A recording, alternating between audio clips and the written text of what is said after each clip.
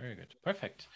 Well, let me introduce you quickly to Tala. I'll just brief because then she can talk about the rest. So Tala was an interior design student, graduated, yeah, right before the pandemic. Always a very curious, looking into multiple angles of what you could do later. And you work at one of the most famous stores, Ikea. Which is really a cool place actually to be. And yeah, so she's going to talk a little bit about her professional growth, what she did right after graduation, and then how everything evolved over the past 2 years. And Yes. Talia, So, welcome, and thank you for coming. thank you for having me. So, as we were saying before, in my last semester of school, the pandemic started, everything shut down and locked down right as we were on spring break. So we didn't come back from that. We switched to remote learning, and that was pretty challenging for the last 2 months because that wasn't something that was really normal at the time, especially for an interior design major. So it was rough trying to finish projects and papers, assignments, prepare my portfolio all virtually and not have my professors there with me to talk to in person and set up meetings. So it was different. We didn't have a graduation or anything, which was kind of a bummer. That's But the we worst thing because we have such a great place to celebrate the graduation yeah, in. we do that beautiful Fox building. I was so looking forward to that graduation ceremony, but it's okay. So once I was graduating, I wasn't very confident in my portfolio. I felt that some of my school projects didn't reflect my best work, although I did have a handful of some really strong projects.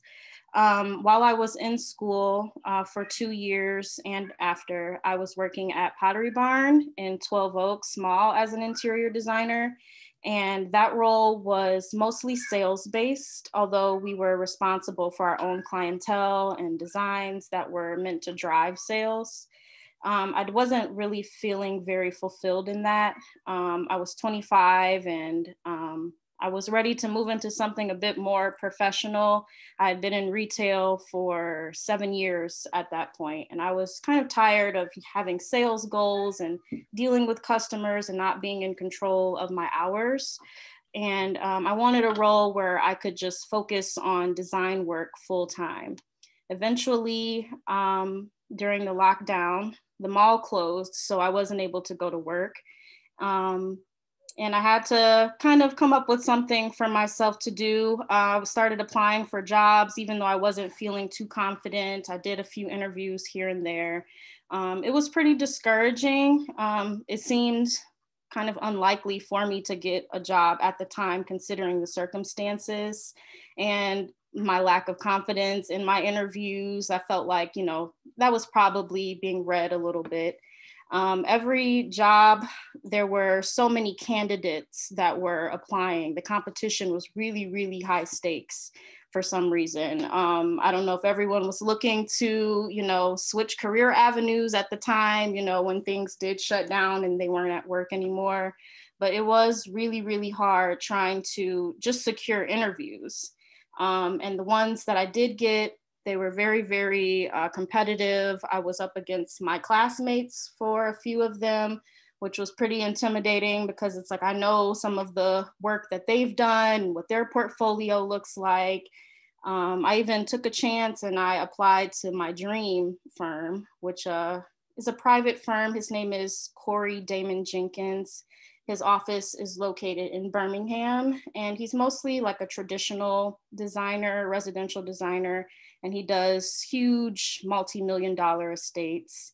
And I actually did secure an interview with him, and I was up against one of my classmates, and we were both, texting each other, wishing each other good luck, but we were both turned down for the position. Every employer, every opportunity, it was always, we're looking for someone with more experience. You're going to hear that over and over and over again when you graduate and you start applying places. You're going to say you need more experience, even though I had been working as a designer. I had been in school for so long. I had all these projects to show. They wanted it was the experience that they were looking for. So I tried to not get too discouraged by that, not being able to find work. And so I decided to start my own LLC. And I had no idea what I was doing, starting my own business. So I did consult a lot of business professionals, people I knew who had personal businesses, with all of the how-tos and just getting good advice for how to start things up. And eventually I did go back to work at Pottery Barn when things opened back up. And I was pulling clientele from working at Pottery Barn. A lot of the clients I would work with there wanted to branch out and do some other things. It can be kind of limiting when you are only working with one brand to furnish an entire house. So I did kind of make some business cards, and I had people reaching out to me, and word of mouth kind of spread. So in the first month of starting my business, I made $1,000, and I was feeling really great about that. I wanted to keep that momentum going, but I didn't feel confident enough in that being secure income for me. So I did really continue. Yes, I did continue to apply for jobs, and I was so fed up with my work schedule at Pottery Barn. It wasn't flexible enough for me and what I wanted to be doing. So I woke up one morning and I sent out like probably 30 to 40 job applications on Indeed. And I had no idea where I even applied. I don't know if I would recommend this method for finding a job, but for me, it worked. It was a numbers game. It was just staying persistent and not giving up. And eventually I did get some calls back. And one of them was from Ikea. And I actually had no idea that I even applied there because I sent so many applications. So I had to go back and look at the application to even see what the role was about. What are they calling me for? What is the job? So eventually, I did have my interview. There were 2 rounds of interviews. The first one was pretty quick, like normal, any other job interview you would have, basic questions. Then there was a second round of interviews that was a bit more design focused for the role that I was in, and it was 4 hours long. The longest interview I had conducted through the whole process. I'm like, this better be worth it. I'm like, 4 hours is a really, really long time. Yeah, that is. Can you talk a little bit about what did they do over 4 hours? Yes. The first half was me presenting my portfolio, and they were really, really dissecting things, asking lots of questions and wanting to know more about the project, why I made certain decisions. They always ask why. Why did you do this? Why did you do that? So always make sure you have a reason or research or something to back up the reason why you made a decision. The second half of the interview was mostly question-based. They were a lot of design scenarios from photos that they would share on the screen. What would you do in this instance? What does this room need? What style expression would you label this room as? Would you say this is a modern or traditional piece of furniture? So they're just kind of questioning some of your design skills, your design knowledge and logic and reasoning and understanding of design elements, color schemes and things of that nature, trends that are popular in the home in Michigan. What are some things that are common that you will see architecturally in Michigan, and design trends that you don't see anywhere else?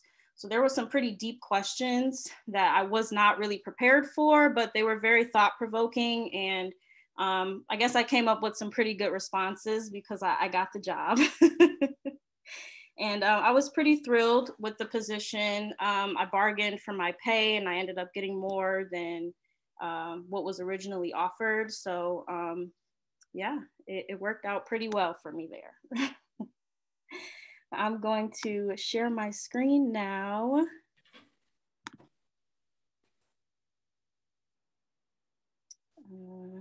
It's really interesting, that story of starting a pottery band, then the pandemic hit, you started your own LLC, and then the stores opened again, and then out of a fluke, you make I'm going to apply at places, and dang, IKEA happened. Yes. Just fell into my lap. Yeah, well, this is like what I mean. Sometimes you can't force it. Sometimes things take time, but you should never stop being positive, and keep trying. Yes. From the time that I graduated to the time that I started at IKEA was probably a year. So that's not too much. Yeah. Not as bad as it could have been, but longer than I wanted it to be. But you can't rush the process, especially ending up where I ended up now, somewhere that I definitely can see myself staying for years and building my career here, not just somewhere where, okay, it's an interior design job position, I'm satisfied. So I am happy with where I am. Are you able to see the screen okay? Mm-hmm. Okay. Is the animation looking like it's working? Okay. It goes a little bit stop motion, but we can see the animation frame by frame. Frame by frame, okay. So is IKEA a good company to work for as an interior designer? I would say yes. So this is the job description you'll see on the website. We mostly use Revit, even though they do like to see CAD work, SketchUp work. They want to see the full range of your software capabilities. You don't need a bachelor's degree, but everyone who works there does have a bachelor's degree in interior design. As an interior designer there, we are responsible for designing the different areas of the showroom. There are 3 main core areas we're responsible for that are the room settings, there are wall vignettes, and there are small activity areas. And I'll show you later on what I mean by those things. The showroom, the goal is for us to show all of the furniture and products in function as you would see them and use them in your home. There's a wide variety of styles, price points, and living situations that we try to showcase to touch as many people as we possibly can. One of IKEA's biggest goals is to have prices so low that anyone can afford to, as many people as possible can afford to buy their products.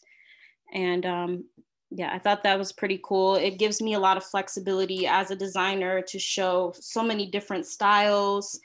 We have situations that are for families, for kids, for single people, low price room settings, or high price, modern, traditional, or Swedish modern. We have 4 different style groups that we use. I'll get more into that. But they offer many out-of-state opportunities, great pay and benefits, one of the most diverse and inclusive environments I've ever been in, especially our design team alone. We just about nick every box you can think of. We gain a lot of knowledge in Revit and BIM 360. One of the best parts that I feel like about working there as an interior designer is getting to work with contractors, not just being the designer and you design something, you have a project like you do in school and that's the end of it. We actually get to see the project all the way through to the final implementation execution. So you do gain a lot of project management experience. Can you hold on 1 second? I think Amber raised her hand. Do you have a question? Yeah, so do you do the designs for like one location or is it for every IKEA to have like the same? I primarily do them just for IKEA Canton. That's the one and only location we have in Michigan. Yeah. Okay. But there are global interior designer positions and there are national interior design positions. So you can work for IKEA US, or you could work for IKEA Global, or you could work for a specific store. Okay. So eventually, if I did want to kind of keep climbing the ladder, I could move up to a position that is more international or just covers, you know, IKEA US. Pro tip, Germany is a really nice country. Yes, I've seen peruse the careers website, and I've seen positions open, you know, in Miami, LA, and other countries, in Sweden, because we're a Swedish company. So all countries, any country that has an IKEA. My interior design manager actually comes from IKEA Egypt. So we are a very vastly international and global company. Okay. Might have to restart the presentation. I saw like the Chrome has a little bit of an issue. Just gonna refresh.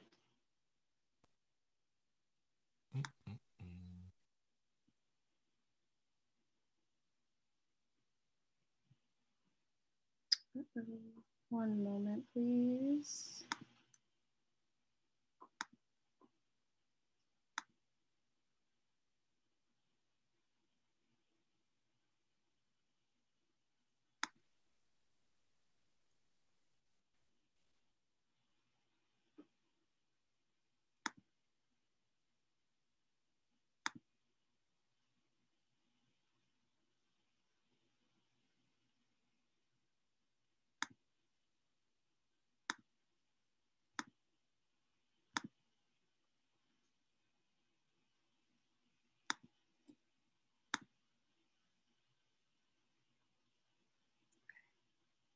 I think I'm having an internet connection issue. It's loading. No worries.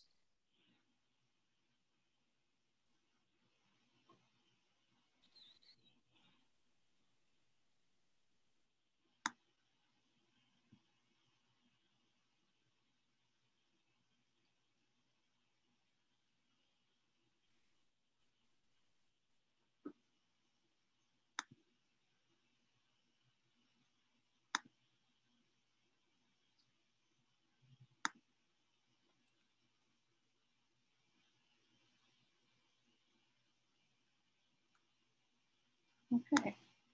So we primarily use Revit as our software with the BIM 360 plugin for collaborative design. There was one question, one student asked, what is actually BIM 360? Do you want to quickly summarize what that is about? Sure. So BIM 360 it's like the cloud. It's a collaborative plugin for Autodesk. I believe it works with Revit, with AutoCAD, and maybe some other softwares as well. But primarily, we are all using one file, one 3D model, and everyone is constantly syncing to that one model. So it keeps everything all together, concise in one file, and you can see the entire store. So there are 6 interior designers and 7 visual merchandisers, and sometimes we're all working at the same time. So things can get a little bit buggy, a little bit slow, loading not as quickly as it usually would. So this is kind of what our central model looks like. This is the upper level, the showroom where most of the interior design work happens. So I am over the living room department. You can kind of see the tiny little sofas in here. So that's my department where my focus is. I do have a home that I will be remodeling this spring. It's 560 square feet. So it touches every area of the home. One of the biggest projects that I will have done so far for the store, which I'm really excited about. But I'll touch on that a little bit later. So this is just a little screen cap of how we organize everything within the 3D model. So we check out different work sets. So if you're working on a specific area of the store, you can gray everything else out so you can kind of just focus on your project and what you're doing in that one little small corner of the store. So you can kind of see there One of my coworkers was working on home too, so she would gray everything else out and just primarily focus on that. Let's see.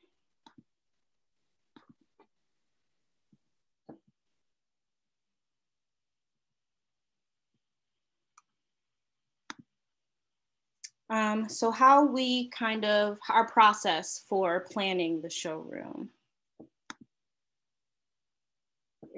Usually we will take about 3 weeks for planning for any type of media that we do. We will start out with our Revit drawings and dimension them out for the contractors. We set up meetings with the sales department to figure out what featured furniture we should include in our design. Sometimes there can be a little bit, we butt heads with the sales department sometimes where they really want to show this sofa that doesn't have as much exposure on the floor, but I really need to showcase this style of sofa to keep everything modern or to keep this color scheme that I'm working with. So we do tend to clash sometimes, and there has to be some give and take. You know, sometimes you'll have to rework an entire design because we really, really need to use one particular product. So it gets a little tedious. We do order props. We need to make sure we're scheduling the electrician to be on time. When you're doing these projects as the interior designer, you are the project manager. So it is your job to keep everything in alignment, to try to keep your schedule, everything happening on time, on a decent timeline. So we have these checklists to try to keep things in order, what needs to be done when. So there's a certain timeline that we try to keep things on. There are 2 carpenters for the entire store. So things can get kind of competitive when there are 13 designers who all have projects going on and only 2 carpenters. So you really, really do have to make sure everyone is on your timeline schedule, as well as keeping everything else in your schedule concise. We do build our own light boards as interior designers, which can be kind of tricky. This is probably the least glamorous part of the job. We build the lights ourselves. And if you know anything about Ikea, everything comes in a million pieces. So we literally are building the lights. We do everything but wire it. So we attach it to the ceiling boards and we suspend them at 8 feet, 6.5 inches above the floor. What's the lighting board? So here's a little video if you can see that. Okay, I see, okay. And on the back is a junction box. That's where the electrician will wire everything up top and plug it in. And we just focus on building the light, attaching it to the board and hanging it in the ceiling. Wasn't it also one of the fun parts where you can just, besides working in Revit, also do something that's physical? Yes, it is. This is probably one of the hardest parts of our job, getting up there into the ceiling grid. It's really dusty and it's dirty up there. You're really high up on the ladder. And if you're short like I am, it's hard to see. So you really have to get up there. And yeah, it gets pretty hot up there as well from the heat from all the commercial lighting as well. So we're usually getting sweaty and dirty on lighting day. Another step that we take is picking paint colors for our rooms and our medias. And if you don't write anything down during this presentation, I would recommend writing down this website. It is very, very, very useful. I found out about it working at Ikea, but I use it in my projects outside of work as well. What's cool about it is you can take color codes and translate that directly into a pigment or paint color, directly down to the brand name and the code from that paint company. You can also, if you maybe have... Wait. You said like you can convert actually an RGB color you have and it matches it with an existing color from like an existing paint? Yes, so you would Interesting. enter like the color code here, the RGB code or CMYK, Yeah. and you Wait, can choose. do you guys work with RAL? I'm sorry. Do you guys work with RAL? I'm not sure what that is. Oh, there, RAL.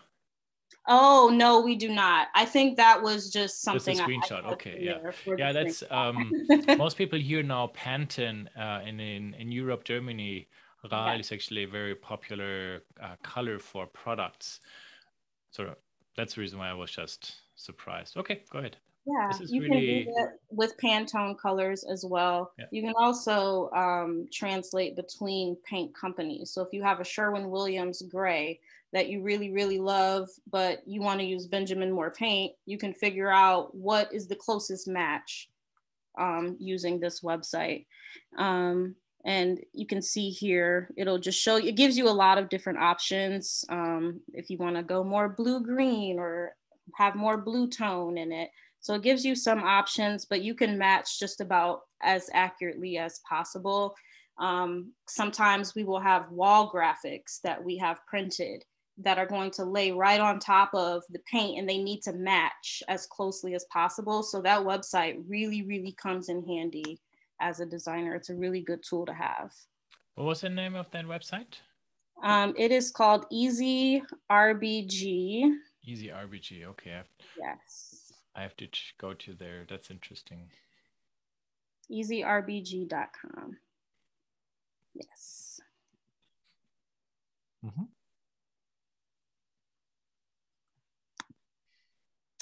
So finally, our week before we are out there implementing, we have a pretty large checklist of things to do as far as prep work. Sometimes you have textiles to steam, all of the curtains and pillow covers and things of that nature. They need to be wrinkle-free.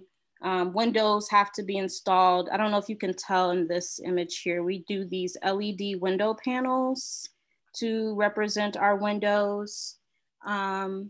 And the carpenters install those and add trim and different things, however we want those designed. And we have a specific vendor that we source them through. We can custom size them. And we're starting to get into the process of doing overlays, graphic overlays on them, so you can actually see, you know, what would be happening outside the window of this home. Do you see the neighborhood? Do you see a backyard? Is it a deck? You know, so we're getting more into adding to the experience and making it as real as possible. Quick question. So these LED windows, how much light do they really emit? Is this more a wall decoration, or could you also use this as, yeah, kind of like a replacement for natural light coming into a room? Yes, we get asked all the time, is this a product that we sell? I even asked on my first day working there, but they do emit a lot of light. In the beginning stages of your project, there are no lights in there. We strip the room completely, and we'll have those LED panels installed to the wall first so we can actually see what's going on in there. So they are pretty bright. I think they do really look natural as far as the type of light that they emit. They give this daylight type of look to the room that I think feels pretty realistic. Oh, okay, good. Yes. So moving on. Because this is more commercial work, safety is always the biggest priority. Before we start any project implementations, we have to have a meeting with the risk and compliance office where we go through the safety checklist to make sure we're not impeding on any code, to make sure, you know, there's no fire hazards. Are there any power tool work that needs to be done out on the floor? Electrical installations, you know, no daisy chaining power strips, you know, making sure your ladders are secured. We have to tape all of our rugs down. They can't be lifting on the sides, no trip hazards, no choke hazards for children. Doing any type of room setting that is a children's environment is actually really, really difficult to pass inspection because there are so many safety restrictions. There are things that you can actually do in real life in your home that we can't show in the store just because of the liability that could. Yeah, I remember that whole thing with the cabinet that fell over, and I felt like it's getting a little bit too far. If you, to a certain degree, if you have a kid, you also need to pay attention to them so they don't start climbing in your dresser and fall over. Yes. Yeah. We actually make all of the customers sign a waiver if they're buying any type of dresser or chest of drawers that it has to be mounted or secured to the wall. You have to sign that waiver saying that you understand before you even get to check out to make the purchase. So it is something that they are very, very serious about in the store as well. Everything gets mounted or secured in some type of way, especially if it's off the ground. So as the project manager for your project, you're responsible for ensuring the safety of yourself, the shoppers, and all of your coworkers while the project is ongoing, because safety is the top priority. So here is one of my first projects that I did. This was October of last year. So I started in March and I didn't get to my first project until October. That's how much training that is needed for this type of role, especially in Revit. And they make you do all types of situational design. Is my screen still sharing? Oh, yeah, it okay. shows. All types of situational things that could come up and how proper protocol, safety measures, and all of that. So you're training for months, you're shadowing other coworkers on their projects. And this was finally my first one. So we have two types of projects. There are refreshes and remodels. This was just a refresh. This was something that was already there in the store, but it needed a lot of love because it had been there for probably about 4 or 5 years. And then once their store locked down during the pandemic, there were so many things that were outdated, products that they don't even sell anymore. So when I inherited the living room department, it was a disaster. Everything needed to be worked on, needed some type of work. So this first project here, I primarily just needed to freshen up the paint, change out some of the products that were discontinued and give it some love. One of the things that we do as interior designers to focus on the customer experience is creating these moments in time. So for this particular project, there is a lady and she's writing a letter at her desk. So we really do try to do as much storytelling with these spaces as well. Not just giving the space a client, but also what are they doing? How do they use the space? What type of storage needs do they have? What is she doing in her living room why does she need this shelving? Is it just decorative? My managers are always pushing us to look deeper into the solution. What solution are we showcasing? What problem are we solving for this make-believe client that we have? So this was the final result. It looks almost identical to the rendering that I did. And everything doesn't always work out this seamlessly to where, everything is just straightforward, prop the shelves, decorate. So it was a very sweet and simple first project for me. Could you go back one yes. time? Yeah. Okay. So all these assets you have there, I assume. So is this done directly inside Revit? What we see there right now? So what you see here, this was actually provided by Ikea US. So this room already had a pretty structured plan to it. Specific products that they wanted to use, specific graphics for the frames, So it was my job to try to match that as much as possible. Obviously, there's going to be situations where there's products that are out of stock or unavailable. So that's why IKEA hires interior designers for when those types of situations come up and you need to make a split second decision on, okay, this isn't going to work. We have to change this. That's no longer in stock. Things, you know, change at the last minute all of the time. It's almost impossible for something to go exactly according to plan. But this one is probably as close as I've ever gotten. So after I did that first project, that was kind of a good warm up. I had 3 other wall vignettes to remodel. This one here, let's see.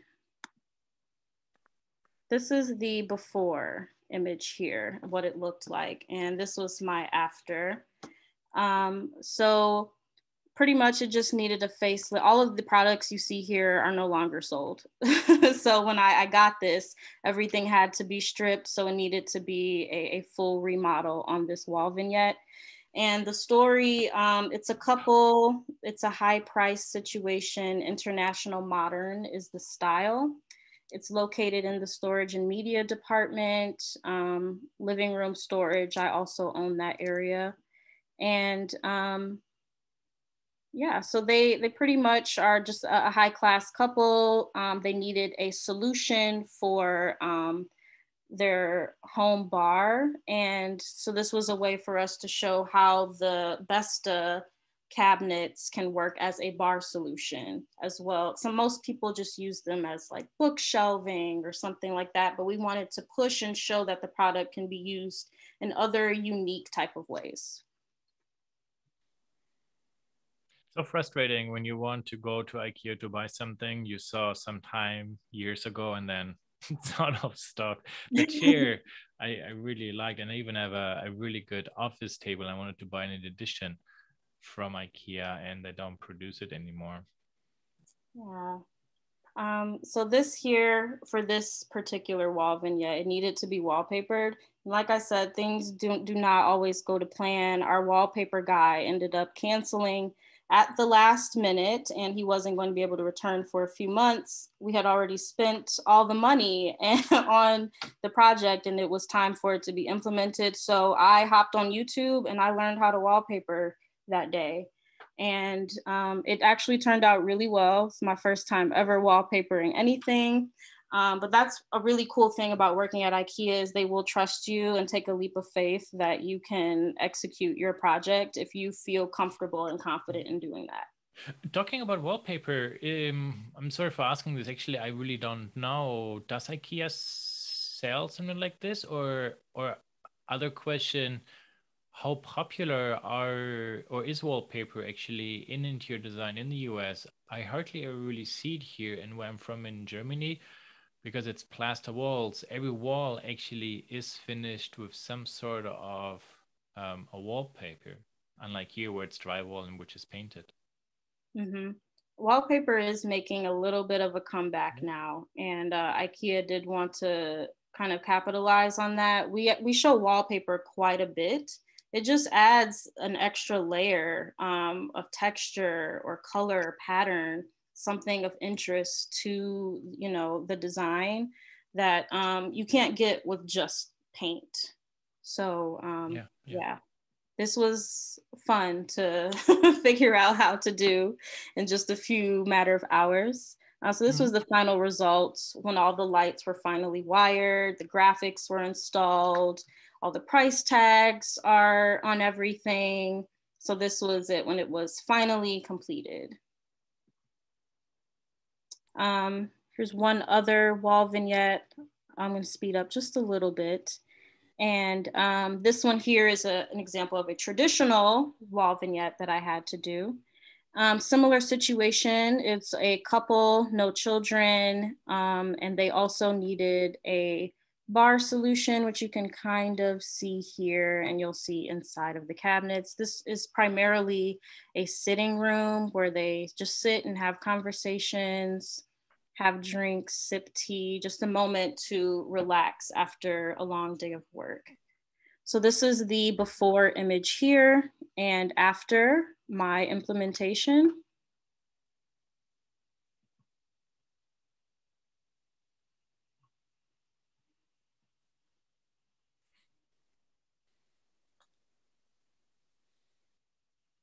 And you can see there's a slight bar solution underneath in the cabinets. And as you can see, this looks pretty different from the original plan that was supposed to take place. None of the furniture was available that I was originally supposed to use. And so you have to get creative and figure out what can work, what's going to be in stock. We've had so many shortages, you know, the global supply chain and all of those types of issues. So you really do have to hunker down and get creative sometime on figuring out a solution to when something isn't in stock when you needed it. So this here, this is a launch room. The launch room is the very, very first living room you see when you walk into the building.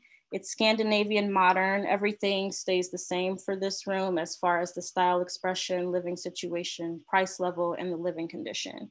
It's Swedish modern. Living with kids and medium price. So this is what it looked like before I did my remodel on this room. It changes every season. So this is around Christmas time, this past Christmas. And I was giving it a spring refresh. So over on the left, this is what Ikea US provided as like a guide. They usually do like a SketchUp model or something just to kind of give you an idea of layout, how they want things to be set up and arranged. And then we take that and we best implement it into our store. What they provide doesn't always work because sometimes they're using a much larger or much smaller room than what we have available. So you do have to get creative with how to scale things down, how to make it larger, what to do when the room is smaller than what they're showcasing, or if certain furniture isn't in stock. I'm doing a kids room around Christmas time, so there's no toys or anything in stock at the time. So I really, really did have to work hard to figure out how to keep the look that was needed while waiting for everything to come back in stock. We do a lot of propping in our room settings as well. We do order props from anywhere on the internet, really. We will do fake food, like a fake cake or something to kind of really sell the story and really push it so you can see the item in function. So we'll actually prop clothing in dressers and things like that. So this was just one of my propping guides. Behind the sofas, the solution was to have all of your toy storage back there in all of these plastic clear containers. And above, there's a bunch of storage shelving. So that was the focus of this room, is storage, storage, storage. The moment in time, there were two moms who were chatting and having drinks. There's like a play date that's happening. The kids are playing with Legos. The moms are having a glass of wine. And this was my, my Revit rendering. And we do plan out our lighting based on the activities that are taking place. These are the boards. And so the rectangular boards are for track lighting. The square boards are for pendant lighting or flush mounts, whatever size works for that light. So here I had some tracks facing the walls, and then I had a pendant light over where the children are sitting, so that that area has some light for that activity. So these were quick question. This brings up another very interesting question. Lighting. Do you actually how do you approach selecting the correct luminaires? Do you test it out based on what you have physically there access to, or do you do like a mathematical calculation first? How do you approach this? Calculate it mathematically. We will sit down with the floor plan and kind of layer over it. Over here, we have this activity taking place. We can light this with a floor lamp. Over here, we have this activity. Okay. We can use a table lamp, floor lamp here, you know, track lights if we feel like we need more light aiming at this wall. We also have our commercial spotlights that we will use to kind of enhance certain things. And they kind of are just like a very bright spot that hits something directly if we want to really highlight that feature. So your approach is simply more like the practical, let's try. Yes. Not overthink it, just figure it out how this will work out with what we have. Okay, yes. Yeah, that's good. And so we really do go in depth with our propping. Every single cabinet has something in it, just like as it would in someone's home. So when the customers come and they open these doors and they interact with it, there's different things that they will see, you know, storage for extra pillowcases and blankets for sleepovers, book storage, keeping the, you know, glass, ceramic, decorative items on higher shelves, you know, away from the children, and things that you would realistically see and do in your home. And even here in this one, I added like some snacks and some kids' toys, arts and crafts. There's like a tea set in here, things for changing diapers and quick access for, you know, a mom. And as I've said before, things don't always go to plan. I was not supposed to paint this accent wall for this room, but I did end up having to do it myself. So here's just some images for you to kind of see what behind the scenes looks like when we empty these rooms out, gut them out completely, and we're starting to get down to work. So I did end up painting this very difficult striped wall myself. And it took about 2 days. I work 8 hours a day, so that's about 16 hours total. And it was fun, but it's a lot of hard work doing something this detailed. And this was a video I took once the final room setting was completed. I tried to do these little videos for social media, just to kind of put my work and projects out there.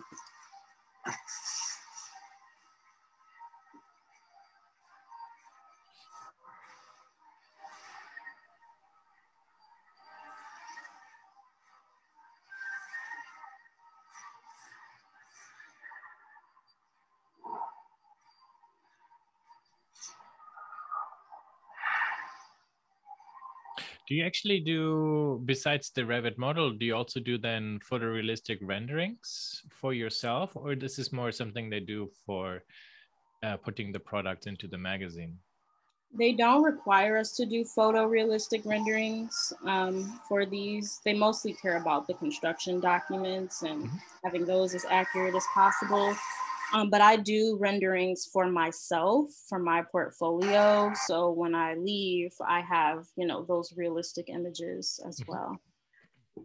So I noticed, like is it maybe some years ago, it started that IKEA experimented, instead of taking photos of the spaces, they started rendering the complete scenes nearly as good that it looks like a photograph. And if you need to replace a piece, you put the 3D piece out, put the new piece in, and render it again. Yes, we don't have any good rendering software. So when we do render, it's inside of Revit, and Revit does okay, but it's not photorealistic. Yeah. So we do need some type of like V-Ray plugin or something to use to get that, which I have talked to my bosses about. It's just a matter of funding and budgets and what we can afford to do at that time. So we're working on advancing in that area. So here's another project. This was my most recent project. I just finished this last month. And this is one of our conference rooms. So we as interior designers also do non-selling areas in the store, not just areas out in the showroom where we sell things. So this was my first non-selling area. This is what the room looked like before. It was kind of blah. It doesn't really have much of that IKEA identity to it. You know, you don't see any of that blue and yellow, and you can't really tell that this is, you know, a conference room inside of IKEA just looking at it. So I wanted to add more of that identity to the space. There is a projector in that room. So what you see here, that first elevation, that's for the projector. I did plan on doing wallpapering as well as paint. I wanted to kind of challenge myself with this room. Since I had wallpapered before, I figured I could do it again. So I did all of the wall finishes for this room myself. I picked some of the products that we had from our workspaces Ikea range. We do have a professional line of work furniture for offices and businesses. So I had to choose specifically from that line of products and work with what is existing in that room. You can see here, there's like a wood panel wall. I decided to leave the wood panels there and just reface some of them.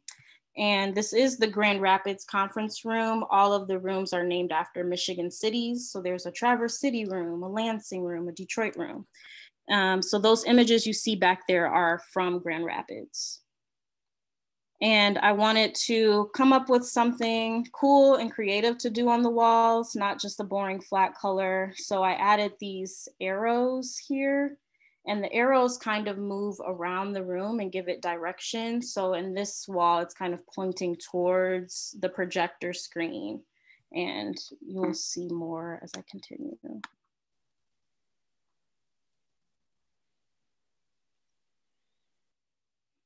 I also sourced a projector paint for the projector rather than spending $2,000 on a projector screen.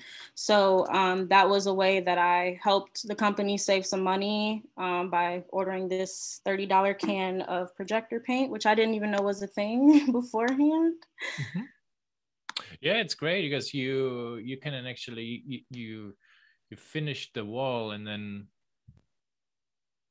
you can seal it. You can even do the same with charcoal or drywall. So you can turn an interior wall into a huge whiteboard you can work on. Yes, I thought that was really cool. After I did add the projector paint, you could really notice the difference in like the HD quality that was there. The whites looked whiter and brighter. There was more contrast with, you know, darker tones. So it does work really, really well if you pick a good brand. So this was kind of my Revit rendering of the space. You can kind of see how the arrows are working a little bit around the room. And a final photo here of what that back wall looks like now. Doing the wallpaper was really difficult. Like I said, I wanted to challenge myself. So doing this wallpaper cut on a diagonal was really tricky, but I nailed it the first time. I was really, really proud of that. So I had to show that off a little bit. Also, one of the things that was requested for this room is putting the IKEA values on the wall. So I worked with the graphic design leader who created this wall typography. And like I said before, we're a very, very diverse team, and we wanted to show that in a really special way. So we went around to everyone and we had them write out one of the values in their native language, and it turned into this really cool wall typography piece that everyone really loves. And you can see here that wallpaper was probably like 14 feet of wallpaper here. That took 2 days for me to execute. And this is the front wall here with the projector. And you can kind of see how those arrows are working to kind of add movement to the room. I was really, really proud of how that turned out. And so I also did a little video this room as well.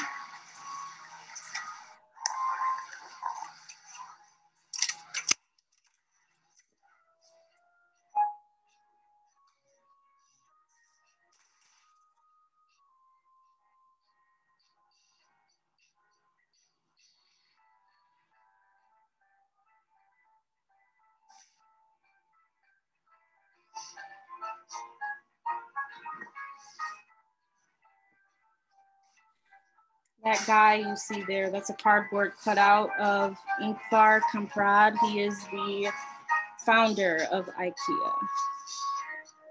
I believe he just passed away not too long ago, some years ago.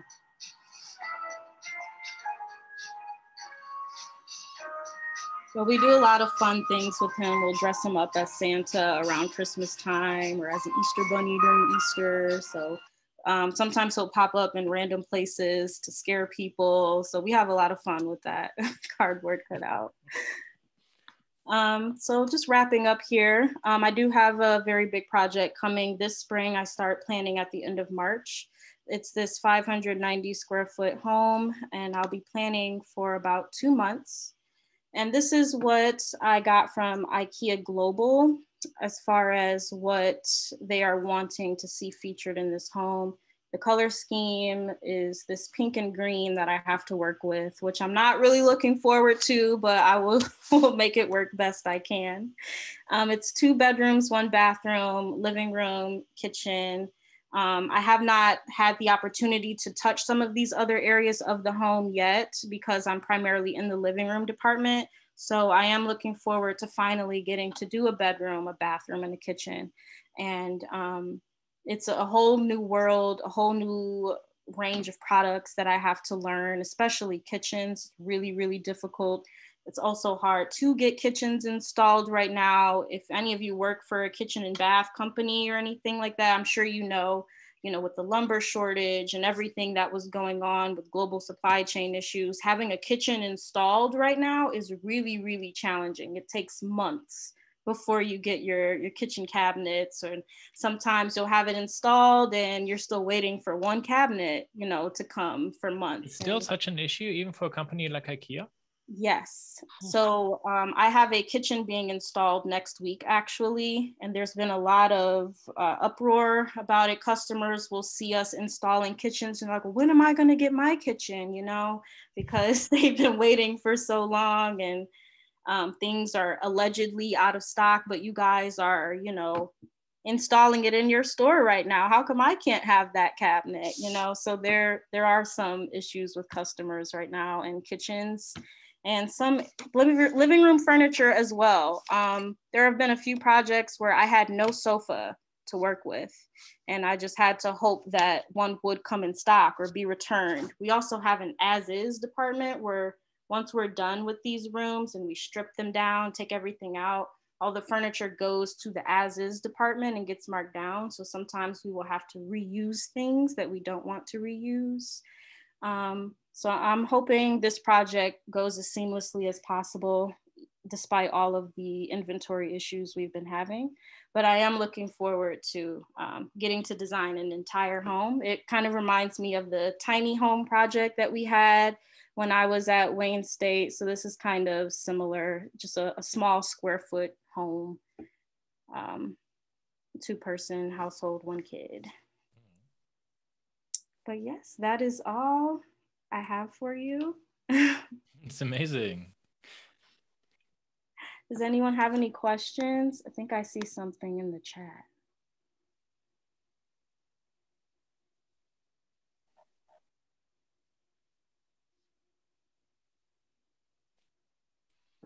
I don't know if you already said this or not, but do you work from home mostly, or are you like in an office? I am mostly in the administration office. We don't work from home. I wish we did. That would be nice. We do have laptops we could take home, but only the management gets to do that. We do have to show up. I work 7 a.m. to 3:30 Monday through Friday. Cool.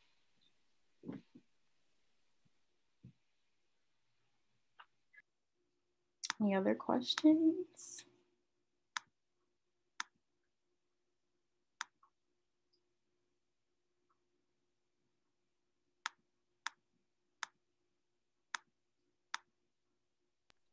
I think you might have went over it just a little bit, but talking about kind of the training process that you went through, if you could maybe go like a little bit more in detail, because you said it was like about maybe like 6 months before you kind of had your own project. Yes. When I was first hired in, they were in the process of doing a huge remodel. They were moving a wall where on the back side of the wall is the workspaces department and on the other side is the living room department. And they were taking that wall and moving it back 14 feet. So all of those rooms were remaining intact, but moving backwards. So we did have to demo everything ourselves. So when I first was hired in, I got to see that process of how things are, once we do start implementing, how we have to, you know, gut everything, remove the walls, all the nails, dig up the flooring, pull out all the lights and shift it all backwards. It was probably like a 2-month process just to do all of that. And I was shadowing one of my coworkers who was responsible for the designs of those rooms.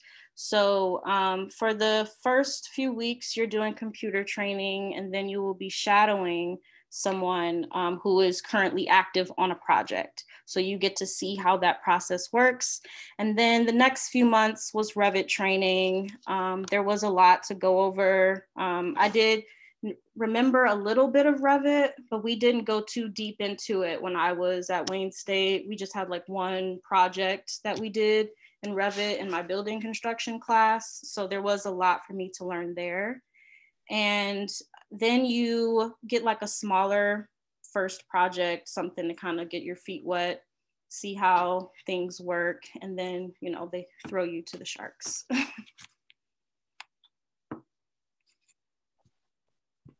Got it. Yeah, I'm sure you were. Really... Go ahead. Sorry. Yeah, I'm sure you at least appreciated that time beforehand. I know it's probably was still like intimidating to like go on your own, but at least we had kind of like that time beforehand to kind of learn a little bit of everything. Yes, yes. And what's also tricky about it is our managers are not designers. So they do oversee us, but we are primarily managing ourselves. So that was a lot to take on initially, you know, being the person to like go to the contractors and tell them what to do and how I want it done and install it here and do that. And, you know, I can be kind of a shy, timid person. So there was also, you know, learning how to drill people and get them in line for your project timeline is something you have to do. There's a lot of miscommunication oftentimes, and things don't always go according to plan for your timeline. So there was a lot to learn on how to manage more so than to design, if that makes sense. Oh, it makes, yeah. I mean, it's a bigger company where you work. It's not like a small studio. They have a complete different dynamic. Yes. But what's actually also really interesting to hear is, this is also why very often I say, when you look at job applications and they tell you, you need to know all these programs, don't be intimidated by it. Because essentially this is more a reference, and they don't even tell you to what degree do you want it. And for example, in Talia's case, probably it was also they needed to show her how they want her to use Revit. Knowing Revit is one thing, but when you create documents, you want to make documents so the other designer knows exactly where everything is and can continue, because they have a workflow that needs to be consistent. Yes, and so that has happened where, you know, one of our coworkers will go on maternity leave and someone has to be able to pick right back up where she left off and continue her design project. And that can be pretty challenging when everyone has like their ways of doing things. But Ikea does a really good job of making sure everyone at least has the same checklist that they're working from. So you can always pick right back up where they left off. You can get into the model and see where they were working and what still needs to be done.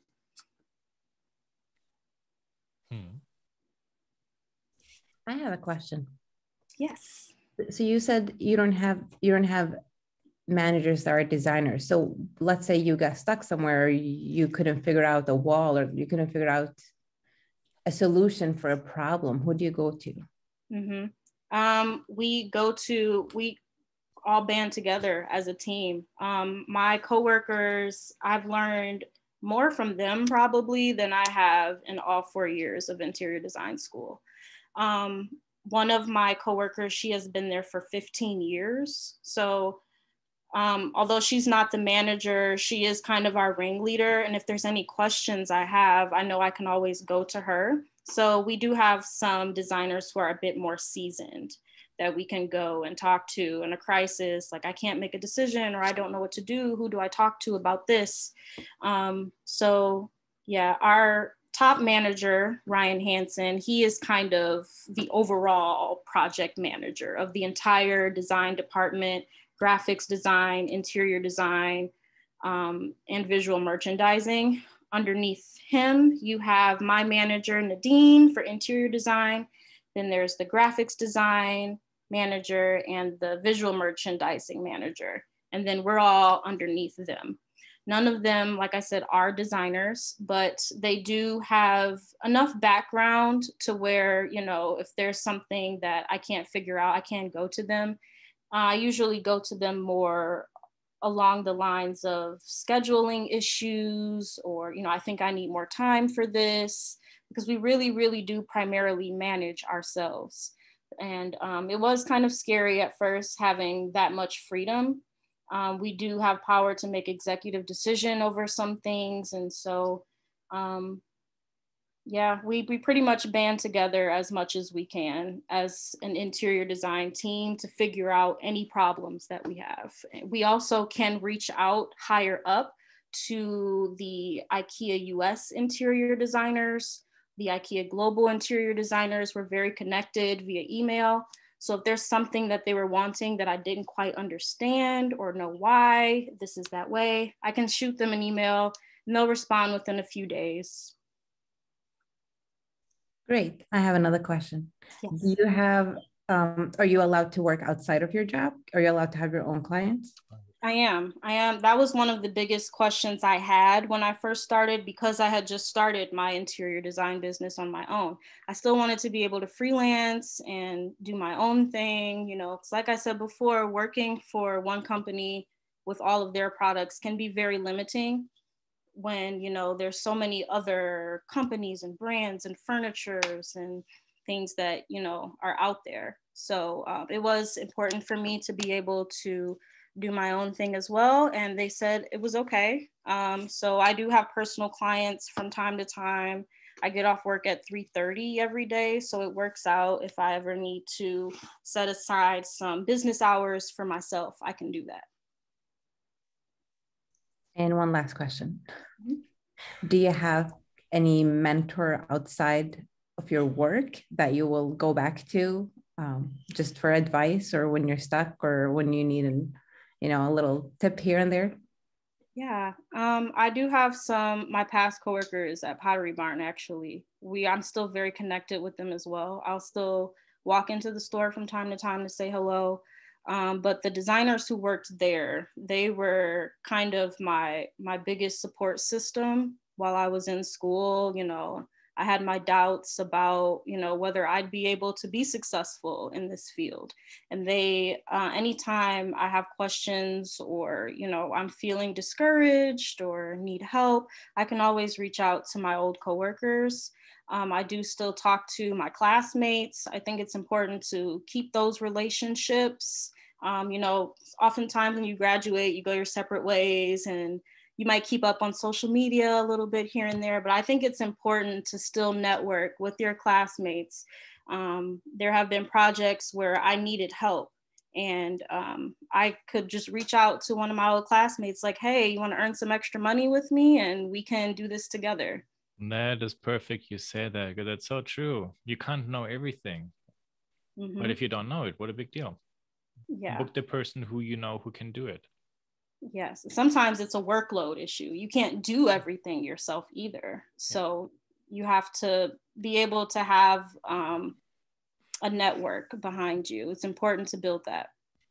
Last year, when I worked on my exhibit for the Henry Ford Museum, it was just too much work for me to do. So I contacted my colleague in Rome, Italy, and he just joined me. So that's how easy it can go. You just need to stay in contact. Yep. Whether it be email, LinkedIn, Facebook, phone numbers, whatever, it's important to be able to reach out to them you know, when you're in need. I have one more question. Yeah. In long term, in your plans, where do you see yourself? You see yourself growing in IKEA and, you know, moving forward, or do you see yourself focusing on your own business? It's a very great question. I am still in the process of figuring some of that out myself. I do want to go to grad school, but I have been torn between getting my master's in architecture and my master's in interior design. Career-wise, I've always wanted to go into the movie industry from a set design point of view, not even just for film, but, you know, exhibition design as well, something that I kind of fell in love with after taking Klaus's class. My senior year, we had an exhibition class where we did a study on the auto show. I'm not sure if you're still doing that project, but yeah, I kind of really started to enjoy, you know, experience design. And that's something that I got to do, that I do now here at IKEA. It's all about designing the experience. We're trying to push it and make it as immersive as possible now with video and sound and smells and things, you know, having scents. You know, if it's a Christmas setting and you walk into that room, you should smell cinnamon and gingerbread and hear light Christmas music playing in the background. So we're really focusing on storytelling and tapping all of the senses. And so that's definitely a skill set that I'm working on building up, so that when I do kind of branch off and maybe hopefully get into the film industry one day, I'll have a good portfolio of that type of work.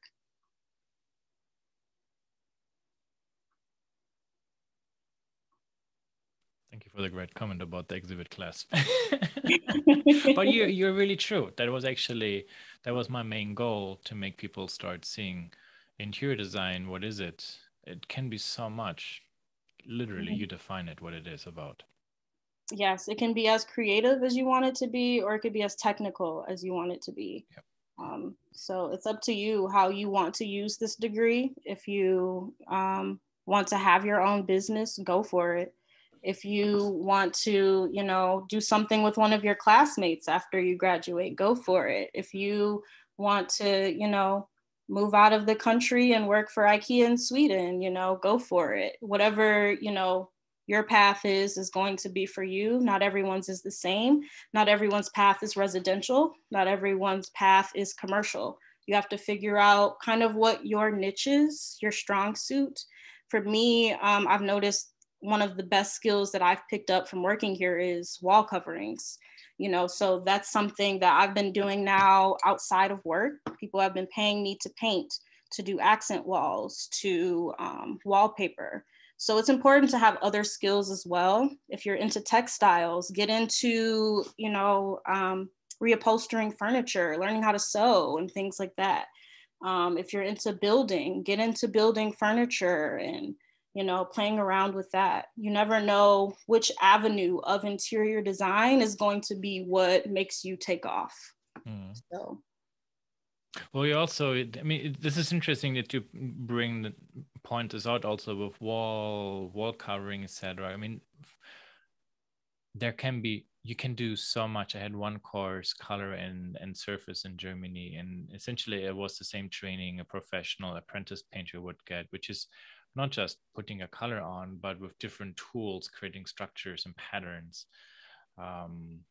My most ridiculous project I ever did for one client in Ohio, I had a feather and I just made feather patterns over the whole living room. At the end of the project, you could see where I was just getting tired. But this is a skill not many have. And at the same time, you can really charge well for it, while actually, if I'm really quite honest, if you look for architecture or interior design positions, sometimes the pay cannot be as much as you expect. But then if you specialize in these niche things, you can actually do even better than this ideal job we're always looking for. Like last week, I brought in one architect who all he does now is do renderings, like hand drawings, and he makes more than architects because he can charge more. Yes. Figure out what your strongest skill set is and practice it. Get as strong in it as you possibly can, and that will make you a lot of revenue. If you're passionate enough about it. Yeah. Very good. Actually, I have one last question. Okay. Well, because we also have our next presenter. Oh, sure. So do you have to present your project before you actually start it for each room?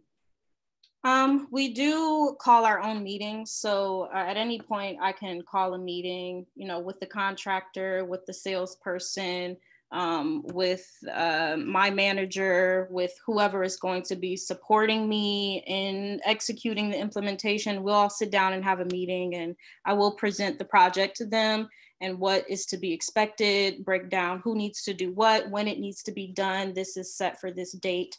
So it's not an official presentation, you know, like what you would do in school. It's more so informative and you giving everyone their role and what they need to do to make the project happen.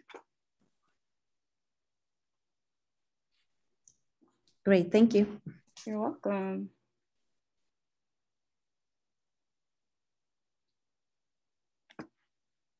Well, thank you all for having me. This was a pleasure. Yeah, Talia, thank you. This was really amazing to listen to. Perfect. It was great. Thank you. More actually than I expected. So thank you so much. Yeah, I hope you all found something to take from this, and it was inspiring in some kind of way. It was.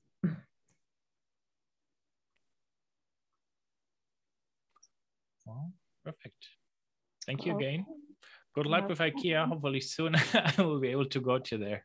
Yes, I will be in touch for a portfolio review, hopefully before I start sending out grad school applications.